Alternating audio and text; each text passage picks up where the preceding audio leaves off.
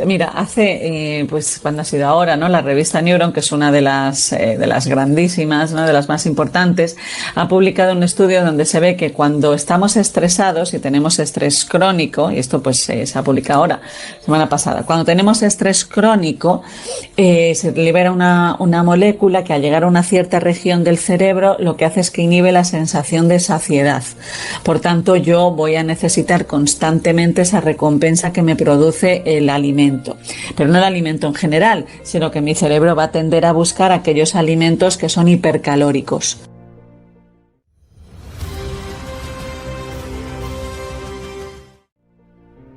¿Se puede aprender a estar mejor? ¿Se puede seguir unos hábitos, unas pautas para mejorar la salud mental? Es lo que queremos saber hoy con Nazaret Castellanos, investigadora científica. Es doctora en neurociencia por la Universidad Autónoma de Madrid y directora de investigación de la Cátedra Extraordinaria de Mindfulness y Ciencias Cognitivas de la Universidad Complutense de Madrid. Con ella vamos a hablar de neurociencia del cuerpo y hacemos un viaje para descubrir su impacto en nuestro cerebro, en nuestra mente. Nazaret Castellanos, buenos días. Hola, buenos días. Nazaret, si nos vamos atrás en el tiempo, durante muchos siglos atrás, la medicina, por ejemplo, como la griega, sí integraba el cuerpo y unía el cuerpo y la mente, pero en determinado momento de la historia de la ciencia quedan separados, ¿no? Exactamente, sí. Pues exactamente quedan separados, diríamos en la época de Descartes, ¿no? Cuando se empieza a conocer pues el funcionamiento del cuerpo, por ejemplo, ¿no? La circulación mayor del sistema circulatorio, la sangre, el corazón, pues empezamos como a separar funciones en el cuerpo, en el cerebro, y el cerebro pues pasó a ser casi exclusivamente el único órgano implicado en la conducta humana. Pero sin embargo, en los últimos años, bueno, esto ha ido cambiando. Vivimos un momento privilegiado, ¿no? Porque existe ahora mismo mucha información, aunque también por separado.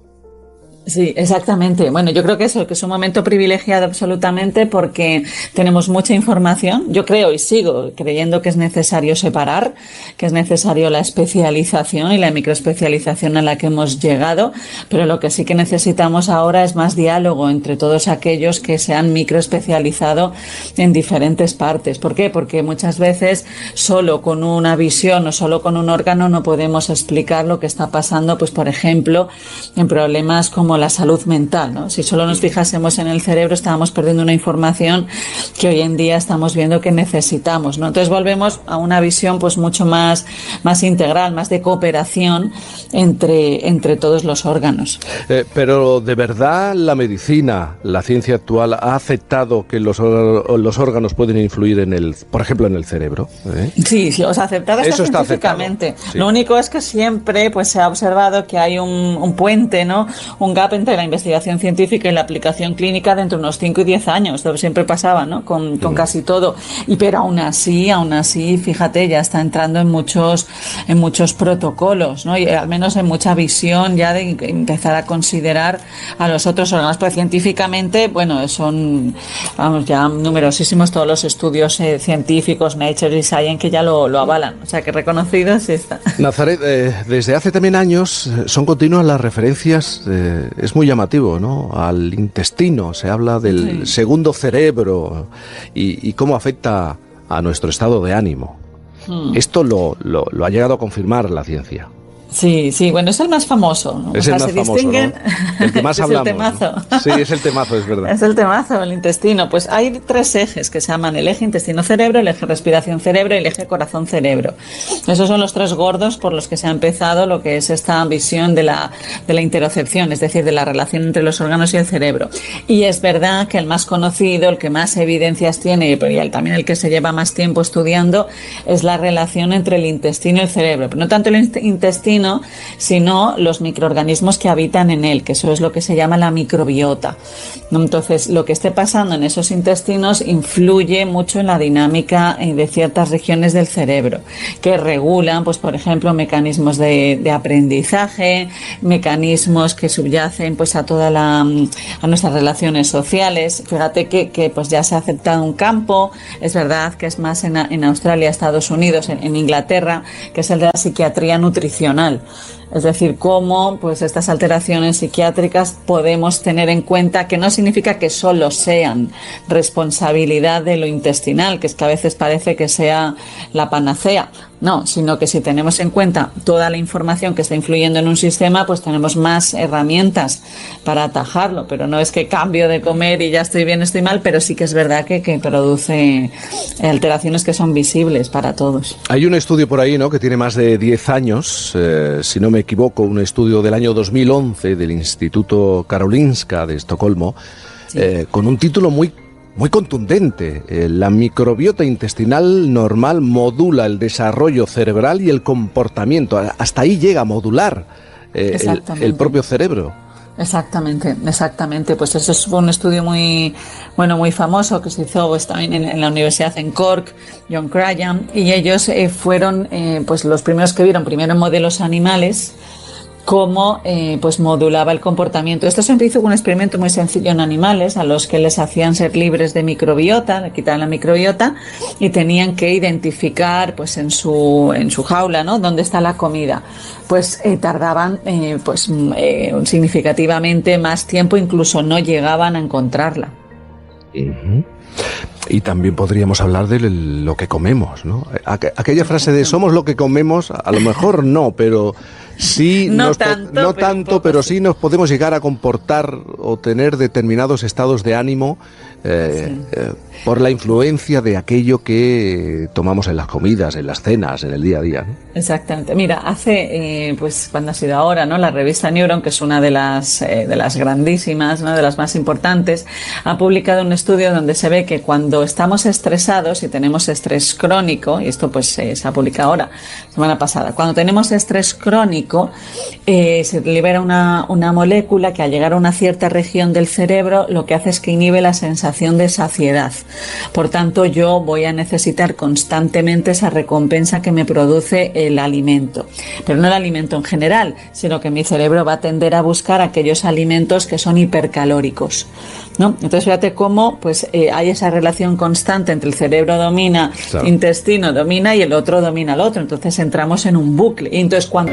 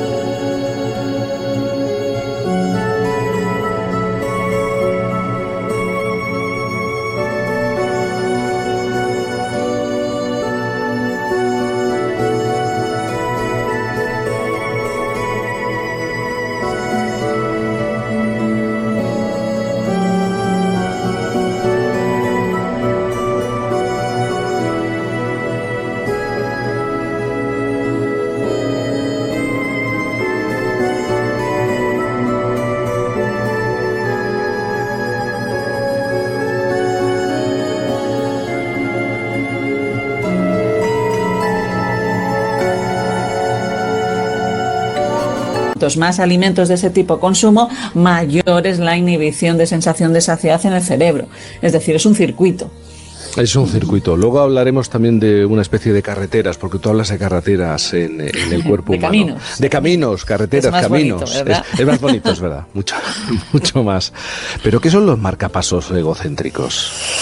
Pues mira, eso es muy bonito, porque en el cerebro, pues como ya sabemos, gracias a nuestro gran Cajal, Ramón y Cajal, pues tenemos 86.000 millones de neuronas, y lo importante de las neuronas es su capacidad que tienen para emitir impulsos eléctricos.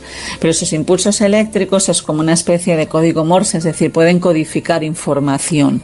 Lo hacen en ciertos ritmos, pueden hacerlo de una forma muy despacito, por ejemplo, pum, pum, uno cada segundo, o lo hacen de una forma más rápida, 8 disparos eléctricos por segundo, que ese es el ritmo famoso.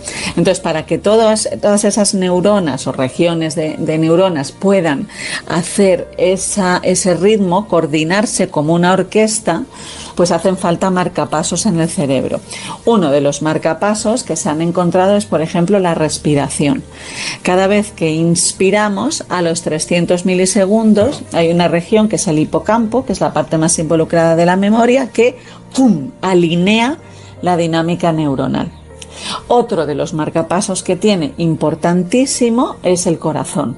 Es decir, el cuerpo, y luego el cerebro tiene sus propios, por supuestísimo que sí, pero lo que es nuevo en la investigación es cómo las vísceras pueden, a través de sus ritmos, inducir o ser marcapasos de la dinámica neuronal que el cerebro necesita para coordinar semejante orquesta. Fíjate, has hablado de la respiración, además coincide con algo que he estado leyendo estos días. Hemos desaprendido a respirar, ¿no? Estamos utilizando más la boca, incluso nuestra estructura ósea se nos ha reducido la boca, también las fosas nasales, sí. y esto, hablo de la evolución del ser humano, esto ha complicado nuestra manera de respirar y hace que nos plantee serias dificultades en el día a día. Exactamente. Bueno, gran parte de la sociedad se dice, o sea, se ha visto que es respiradora bucal, por la boca. Sí. Entonces esto ya, pues por ejemplo, tiene un problema. Es que cuando nosotros respiramos por la nariz, aquí tenemos dos filtros, el amarillo y el rojo, que ya pues limpian un poco el aire, ¿no?, de patógenos, pues son filtros térmicos. Luego además, al pasar por la nariz, se humedece y se calienta, se adecúa el aire para que entre a nuestro cuerpo. Esto no pasa cuando respiramos por la boca. Pero si nos vamos al cerebro, lo que se ha visto es que cuando respiramos por la nariz se activa una estructura que es el bulbo olfativo.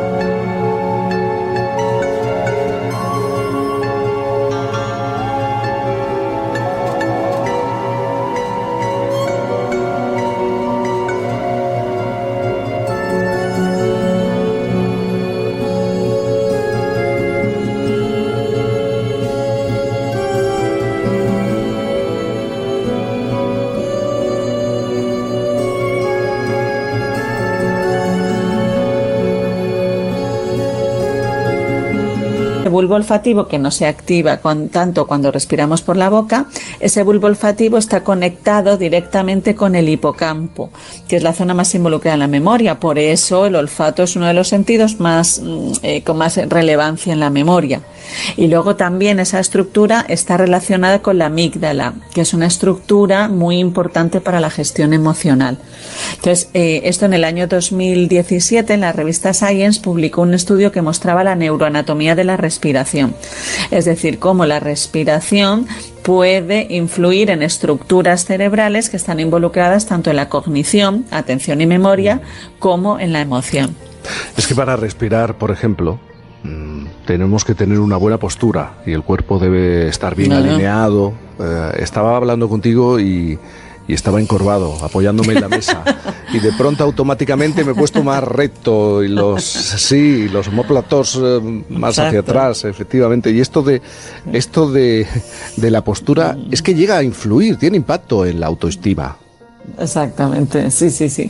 Esto pues ya se veía hace tiempo, ¿no? Lo que pasa es que ahora, con esta importancia que se le está dando al cuerpo en la neurociencia, pues se ha empezado a hacer más experimentos y a revisar. Es más, el año pasado, en otoño, salió un artículo en la revista Nature donde se mostraba que se había identificado en el cerebro una estructura que da cuenta de la postura de toda la postura del cuerpo, ¿no? O sea, de nuestra arquitectura corporal, ¿no? Y esa estructura está muy involucrada con una otra parte del cerebro que está muy relacionada con esa idea de la propia identidad, ¿no? O sea, al fin y al cabo la postura siempre ha tenido dos significados, ¿no? No solo es la postura con la que quieres vivir. Bueno, una de las maneras de aliviar ciertos dolores podría, qué cosa, ¿verdad? Quererse uno un poco más y abrazarse. Hace ya 20 años la Universidad Estatal de Ohio, ¿no?, estudió el impacto del propio abrazo, de abrazarse a uno mismo.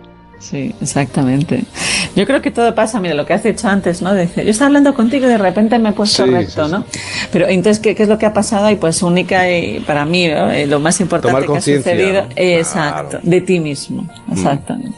Aprender a dar cuenta de uno mismo. Ahora, cuando des cuenta de uno mismo, pues lo podrías haber identificado tu postura encorvada, que todos hacemos constantemente, con una crítica dura o con un gesto de voy a corregirlo, un gesto constructivo. Entonces ellos vieron que en el cerebro, la respuesta del cerebro es muy diferente si al observarte te has juzgado con esa severidad o si lo has hecho con con un aspecto de voy a corregirme, voy a estar mejor, lo acepto y con un gesto de amabilidad.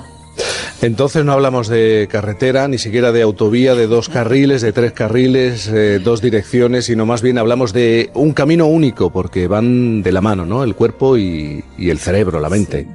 Yo creo que son distinguibles porque lo son, sí, pero son inseparables. ¿Y hacia dónde crees que camina en este momento la neurociencia? Uy, pues es que esto no ha hecho más que empezar. Claro, es que... Estamos ahí, pues eso, los artículos ahora son como muy generales. Sí, el intestino y el cerebro, ¿no? Esto recuerda el átomo de hidrógeno. Y ahora los títulos son larguísimos. Pues eso no ha hecho más que empezar, se han abierto muchas puertas, que puede que alguna de ellas luego se cierre, que también nos pasa mucho en el mundo científico, son muy eufóricos, ¿no? Esto ya se va a solucionar todo en la humanidad. Pero hay hay ese optimismo, esa euforia, pero a mí me parece muy prometedor todo lo que se está descubriendo. Y bueno, no queda todo por hacer, el camino no ha hecho más que, hemos dado solo el primer paso, que ya era importante, y ahora desarrollarlo. Con el apoyo de la tecnología, ¿no? Esto es fundamental. Exactamente. Y un humano detrás de la tecnología también. Y un humano detrás de la tecnología, que no se escape, que no se pierda el control. Nazaret Castellanos, muchísimas gracias por estar esta mañana con nosotros.